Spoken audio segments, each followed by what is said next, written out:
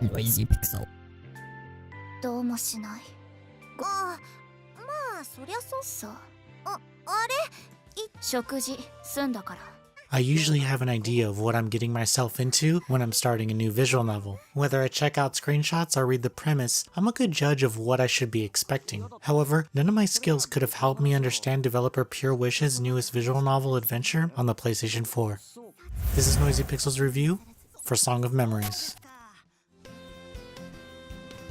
じゃあ部下にいるか。わかった。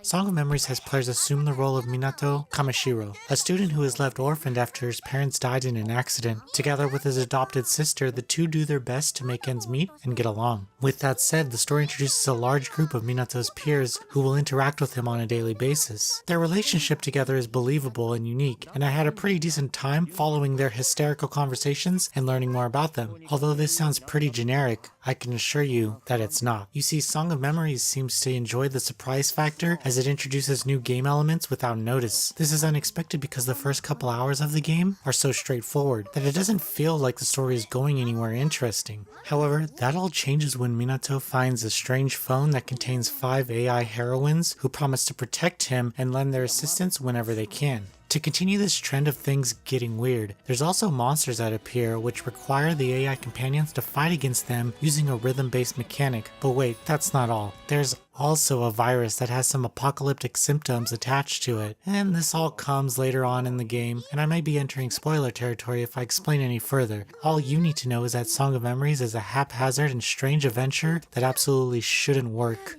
and yet it does. There's a ton of choices and branching paths the player can take, so I'd have to say that the game rarely feels boring or kinetic. I'd like to add that my biggest gripe with the game is that some of the routes just aren't as good as others, but the localization quality is consistent throughout each route. There's also the option of romancing the girls in the game, even your quote-unquote sister, but I'll just say that Natsume is best girl.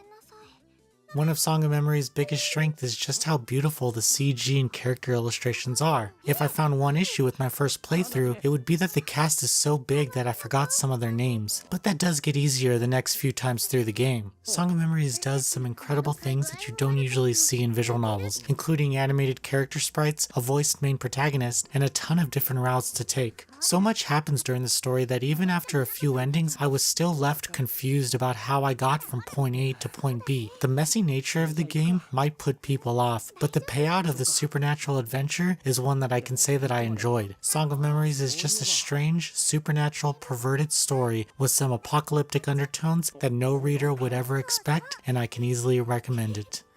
Noisy Pixel is giving Song of Memories a 7.8 out of 10. Thank you for watching. Noisy Pixel is ran by a group of gamers who work hard to deliver news, reviews, previews, and more. Please subscribe to keep up with all our future content, and you can read the full review at noisypixel.net. 僕とお兄ちゃんも無事に着いたよ。